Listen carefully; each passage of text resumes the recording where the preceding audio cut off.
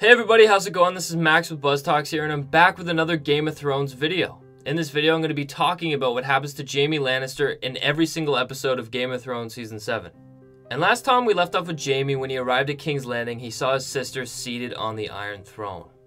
And while he loves the woman who sits on the Iron Throne, he does disagree with some of her decisions. And I think that's really going to be Jamie's arc in Game of Thrones Season 7.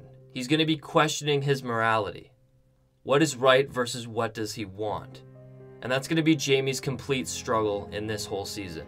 And that takes us to our first scene in episode 1. And I believe we're going to see him and Cersei in the Red Keep constructing the map on the floor. And it's pretty much just going to layer some plot points in for the upcoming season. They're going to be talking about Daenerys' army approaching and how they need to get ready. And they're going to talk about Cersei's reason for taking the throne. And she's going to tell him that she is angry. And now it is finally their chance to pay back their debts. And whoever is in their way and whoever harmed them before is going to be eliminated. But then we're going to see them form their first alliance, and that is with Euron Greyjoy. He's going to arrive with some Ironborn, and he's going to pledge his allegiance to Cersei. However, his alliance is tethered to a marriage proposal. But Jamie and Cersei dismiss him immediately. Jamie obviously gets jealous and angry, and he asks him where the other Greyjoys are. And Euron goes on to tell him that they fled to Daenerys. So Jamie and Cersei tell him that really he has no choice other than to align with them. Because if he doesn't, he's going to be stuck in the middle of a war between Daenerys and the Lannisters. And this is where Cersei tells Euron that he has a choice. He can fight with them and keep the Iron Islands and be rewarded, or fade into nothing. So Euron eventually accepts their alliance, and then Cersei tells him to await further orders. But then we see Jamie and Cersei standing in the Red Keep looking at the finished map of Westeros. And they're really planning out their battle attack, their strategy. Jamie makes some suggestions, but Cersei immediately dismisses him and says that he wants him to go to Highgarden. She tells him that they need their resources to pay for the war and to make a payment to the Iron Bank. Cersei tells Jamie that she got a letter from Tycho Nestoris, the representative of the Iron Bank, and if they don't make a payment by a specified date, he promises that he will back Daenerys and that Cersei will be off that throne.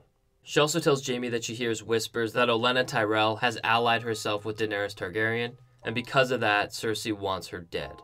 So then Jamie ends up telling her that he will go, and he will go get what they deserve and take everything that they have. And Jamie tells Cersei that he's going to be sending a raven to Randyll Tarly because he wants his expertise in battle and his help to take over Highgarden. In turn, he tells Cersei that he would like Randyll Tarly to sit at the seat of Highgarden as the Lord of the Reach. And Cersei agrees, so Jamie sends off and says his goodbyes and heads for Highgarden. But before he goes, Jamie goes into the war room to grab Widow's Wail, Joffrey and Tommen's old Valyrian steel sword. And while he grabs it, he notices the Book of Brothers. He grabs it and he gives it a look. And he does seem disappointed. This book is filled with his achievements as a Kingsguard, and his achievements are relatively small. And in this scene, he is stuck staring at the last word of the text, Kingslayer. And this really starts putting doubts in his head on who he wants to be as a person. So after this, he ends up grabbing Bronn and promising him an even better castle and wife than the one he didn't have before. So then they head for Highgarden. But then Jamie arrives in Highgarden and he meets with Randyll and Dickon Tarly. And they end up standing at the front gates of Highgarden to be let in. Surprisingly, there is no siege and the castle door opens to allow the Lannister and the Tarly forces into the castle. But then the Tarly men start attacking all of the Tyrell soldiers before Jamie can make a command. And Jamie gets noticeably upset and frustrated, and he asks Randyll Tarly why he is attacking. He tells him that they surrendered. And Randyll just simply tells him that the Tyrell name is dead. There needs to be new blood in the Reach. So Jamie is upset because he's being associated again with all of this bloodshed. And it's his constant debate on whether he should be morally right because he's always associated with dishonor. But then in his walk, he stumbles across Lady Olenna's quarters. And he just sees her sitting there waiting. And then they share an interaction. She calls him Kingslayer and she wonders if he has a shred of honor fighting for his sister. She also tells him that her house, the Tyrell house, is done. And Cersei saw to that by murdering her whole family. And she pretty much tells him that she has nothing. But she tells him that she does have little joy. And that joy comes from knowing that she took Joffrey away from Cersei. And she tells him pretty much that it was her and Peter Baelish. And they assassinated Joffrey. And we're really going to see Lady Olenna relishing in Jamie's anger and his sadness. And she tells him that the only joy that she can experience in life anymore is seeing the Lannisters upset. But then with all of Jamie's anger, he offers her a bottle of the Mother's Mercy. And he lays it in front of her, and he tells her he thinks it's time for her to go. So then we see Lady Olenna end up taking the drink, and then she ends up killing herself in a very peaceful way. But in a separate conversation, Randyll Tarly gets upset that Lady Olenna took the coward's way out. He believes that Lady Olenna could have provided vital information to Daenerys' next move. But Jamie Lannister agrees and never discloses with Randyll Tarly the interaction that he had with Lady Olenna. And this is just showing Jamie Lannister's constant battle between supporting and fighting for his sister while trying to appease his own moral center. But then Jamie will send a raven immediately to Cersei, telling him that Peter Baelish did in fact betray them by setting up an assassination to kill their son Joffrey. In episode 3, we see the armies load up all of these carriages to be shipped to King's Landing, and we see Jamie talking with Bronn, but he's interrupted by Randyll Tarly. He tells him that he hears movement coming at them from the north and from the south. And this pretty much means that Daenerys' army is moving on Highgarden from both directions, north and south. So Jamie ends up ordering his men to double time, load the carriages as fast as they can, because they need to get the resources out as fast as possible before Daenerys' army comes. But then Jamie gets a raven from a soldier from Casterly Rock, and he has vital information telling him that they were attacked by Daenerys' Unsullied. And this attack we're actually going to see in this episode, in episode 3. We're going to see Grey Worm assault Casterly Rock. And this raven that was sent to Jamie was written by a soldier in the middle of battle. And he's going to tell him that the Unsullied came through the dungeons of Casterly Rock and let more Unsullied through the front door. But what's interesting about the letter is it's cut off mid-sentence because the soldier didn't have enough time to finish it. And Jamie gets furious because he lost his home, but then it finally clicks with Jamie.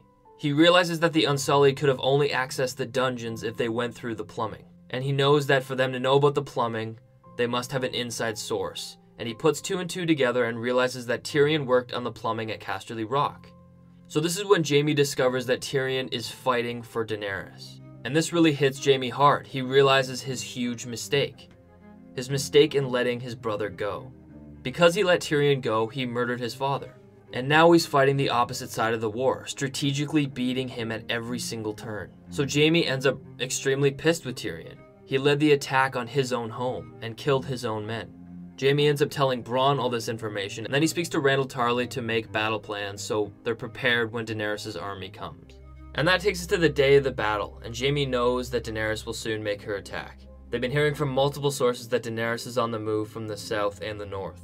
Jamie has his men shipping valuable carriages of resources to King's Landing, and then the battle starts to unfold. Jamie, Bronn, and Randyll Tarly have stationed Tarly and Lannister men defending the pathway for all of these carriages of resources. They have these armies guarding the north side of the road and the south side of the road from a distance, because they want to ensure they hold off Daenerys' army from all of the carriages of resources. And then they start to see Daenerys' army approaching them, so then they start to prepare for battle. We see Grey Worm lined up with his Unsullied from the north of Highgarden because they just attacked Casterly Rock, and we see Daenerys flying with Drogon over the horde of Dothraki that are coming from the south. So then it starts to get chaotic. They have Tarly forces behind Lannister soldiers shooting arrows at incoming threats. Bronn and Jamie are riding back and forth between the north and the south side to ensure the resources are okay, and they are attacking Daenerys appropriately. But then the Unsullied first start attacking the Lannister force. Jamie's going to see Daenerys incoming on her dragon from the south, so he is going to push north to fight the Unsullied. He also gets Bronn to help him out. But then we're going to get a shot of Daenerys burning all of their resources, all of the carriages that are getting shipped to King's Landing. And for most of this episode, we're going to see Jamie's point of view from the ground level. And from here, Jamie and Bronn are freaking out because they see Daenerys burning all of their resources. And they're trying to push north to try and distance themselves from the Dothraki because they're really skilled at fighting in the fields. And while Jamie and Bronn are fighting off the Unsullied, they have other men holding back the Dothraki, while Daenerys is burning all of these carriages of resources. But then the Lannister forces end up dominating the Unsullied just because of sheer numbers, and they're getting taken out with Tarly arrows. And while they push into the Unsullied, Grey Worm appears and starts attacking Bronn. And in the fight, Grey Worm gets the upper hand and almost has Bronn killed, but Jamie notices, quickly kills an Unsullied, and gets to Bronn to save him. Jamie ends up grabbing Grey Worm and throwing him off Bronn. And while he's on the ground, he stabs Grey Worm multiple times to ensure that he's dead. And during this moment, Daenerys sees everything. She stares into Grey Worm's eyes as he dies, but then she looks at Jamie. And then the characters are going to share a moment in the madness of war. Daenerys and Jamie are going to stare into each other's eyes, and Jamie's going to slowly watch Daenerys get more and more angry. With tears running down her face, Daenerys is actually going to run with Drogon at Jamie. Jamie and Bronn are running and split up, but Drogon naturally follows Jamie. Jamie just jumps out of the way from Drogon's bite, but right in an instant, Daenerys ends up taking off into the air. We're going to see a small close-up of Daenerys crying in the sky as she's flying away from the fight. And then we're going to see Jamie very confused, kind of watching Daenerys fly away. But then she gets far enough away and he sees Drogon starting to turn around. And then he starts flying right towards them. Jamie realizes what's about to happen, so he starts yelling at all of his men, trying to flee the area. And he's yelling and calling, looking for Bronn. But then he hears the echo of Dracarys as Drogon is closing in on his army. And what Daenerys is doing is pretty much launching a napalm strike on the Lannister forces. With the bulk of where the Lannister forces are, Daenerys is burning them all alive. She's burning hundreds and hundreds of people. And while Jamie's running, he gets caught fending off some Unsullied. And just in time, while he's fighting this Unsullied, Bronn grabs him and throws him into the river nearby. So this is where Daenerys is really pissed, and we really see her start to crack. We see her burning every Tarly and Lannister soldier she can see, burning hundreds and hundreds of people. But because of her recklessness, she ends up burning some of the Unsullied and some Dothraki. But by the time Jamie and Bronn come out of the water, it looks like a whole different landscape. Everything is black and charred and on fire. People are running and screaming in flames. But then he sees a small group of men, which include Randall and Dickon Tarly, and they're fending off Dothraki that are coming in from the south. Jamie then orders Bronn to go help them fight the Dothraki, and Jamie grabs a spear from a dead Unsullied corpse and mounts a nearby horse. Bronn asks him what the hell he's doing, but Jamie tells him that she must be killed. So Jamie rides his horse along the river to ensure that he has a place to escape, and he's running straight at Drogon. Daenerys is on the ground fighting men on the back of Drogon, and Jamie approaches her with the spear. And when Daenerys finally sees Jamie, she's about to say Dracarys, but Jamie throws the spear, and it nearly misses Daenerys, almost killing her. But then Drogon starts to breathe fire, and Jamie has to jump off the horse back into the river. We see Daenerys torch the whole river that Jamie is under to try and finish him off for good. But then she notices a chunk of the forest taking out her Dothraki. So she takes Drogon and heads for Bronn, Randall, and Dickon Tarly. Bronn notices that Daenerys is approaching them, so he jumps into the river to stay safe from the flames. Daenerys ends up taking Randall and Dickon Tarly prisoner, while Bronn sneakily swims through the river to get back to Jamie. And the group sneak away back to King's Landing. But then Jamie arrives back in King's Landing and he has a lot of news for Cersei. He tells her that they lost the battle against Daenerys, and Cersei angrily asks him if they lost, then why is he still here? She ends up blaming him for leaving the fight and abandoning his men. And she goes on to say how they cannot pay the bank now because they don't have the resources. And they don't have enough money to keep fighting the war. And they've already lost a significant amount of their men to even make a difference in the war effort. So she tells Jamie that they're now losing this war and their name cannot fade into nothing. And then Jamie ends up telling her that they lost Casterly Rock and that Tyrion fights for Daenerys. And with Cersei's anger, she immediately dismisses Jamie and leaves for the dungeons to torture her prisoners. We then see Jamie walking King's Landing with Bronn, and Davos ends up approaching them. He looks at Jamie and he very quietly tells him to follow him. So Jamie and Bronn follow Davos, and he leads them to a little room with Tyrion waiting. And while Jamie stands there in shock, Davos leaves to go look for Gendry. Tyrion ends up saying hi and telling them that they need to discuss terms, and that he apologizes that they have to be at war. And Jaime's very short with Tyrion. He tells him that he better make it quick or he'll kill him. So Tyrion offers them to join Daenerys, and he tells them that they're fighting a losing war. He tells Jaime that their sister is mad, and that she doesn't want the best for anybody except herself. And Jaime asks Tyrion how he could ever fight for Daenerys, the woman who so nonchalantly burned hundreds and hundreds of his men. Jaime tells Tyrion that he still hears the screams of his men burning in her flames. And he tells Tyrion that she tried to kill him multiple times. And he tells Tyrion that he never would have thought that his younger brother would have supported somebody who would be behind the actions that almost led to his death. And then Tyrion looks at Bronn, and he seems kind of upset because he's still standing by Jaime's side. This kind of shows that Bronn chose Jaime over Tyrion, which is really significant to Tyrion because he is jealous of his older brother Jaime, and Tyrion never really had a true friendship, and he felt like he had that with Bronn. And then Tyrion says sadly that since he cannot get them to fight on Daenerys' side, that he's going to propose an opportunity to discuss terms. And he also tells them of a looming threat from the north, that the dead are coming to fight them, and that he needs their help in alliance to help fight the White Walkers before the long night comes. And they have a long talk about this, but then Jamie ends up believing Tyrion because he knows his brother has a healthy skepticism. But this overall interaction ends because Jamie forces Tyrion to leave. Jamie then approaches Cersei with the news that he spoke with Tyrion in King's Landing, and that he mentioned the White Walkers, and that they wanted to discuss terms of surrender. So Daenerys ends up accepting discussing these terms and sends a raven to Daenerys. And they end up planning to have a meeting at the Dragon Pit. And Cersei and Jamie end up having a blowout fight, because Cersei's always frustrated that Jamie always protects Tyrion. And she's extremely angry that Jamie let him live after everything that he's done to their family. But then we see Jamie waiting in the Dragon Pit with Cersei for Daenerys' arrival. And then they finally arrive, and this whole scene includes Cersei, Daenerys, Jon, Tyrion, Jamie, Davos, Missandei the Hound, Theon, Brienne, Varys, Bronn, Jorah, Euron, Qyburn, the Mountain, Quono, and Podrick. The Hound ends up revealing the White out of a crate, and the Hound and the Mountain try to kill it, but they're unsuccessful. Jon ends up killing this White with dragonglass. This tool was used to create the Night King, and I believe that this tool also eliminates the magic or the connection between the dead and the Night King. And then Daenerys lays down her terms. She tells Cersei to surrender.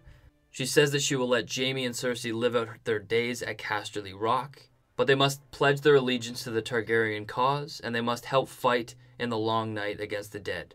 She also tells Cersei that she expects her to leave for Casterly Rock, but at this moment Daenerys is going to be going to Winterfell, and she expects Cersei to be out of King's Landing by the time she arrives back. Cersei ends up agreeing to these terms, and thanks her for her hospitality, and ends up going back up to the Red Keep. Jamie ends up joining her, but to his surprise, he finds out that Cersei isn't going anywhere. Cersei tells Jamie that they have no resources and they have no way to win this war. And she's just going to sit here in the Red Keep and wait for the dead to finish them off. And she tells Jamie that if Daenerys ever comes back with the dragons or her army, she's going to burn King's Landing to the ground. She believes that Daenerys does not deserve the throne. And because of this, Jamie then loses it. He tells Cersei that she will die alone, and he tells her that he is done. He wants to fight for the living and not wait for the dead. And in Jamie's mind, he finally takes the mantle of Lord of Casterly Rock. We see him walk out of the Red Keep, get Bronn, rally his Lannister force, and he moves north. And in Season 8, we discover on his way to Winterfell, he makes a pit stop at Casterly Rock. But that is it, everybody, for my predictions on Jamie Lannister. Please like and leave a comment down below, and share if you like this video.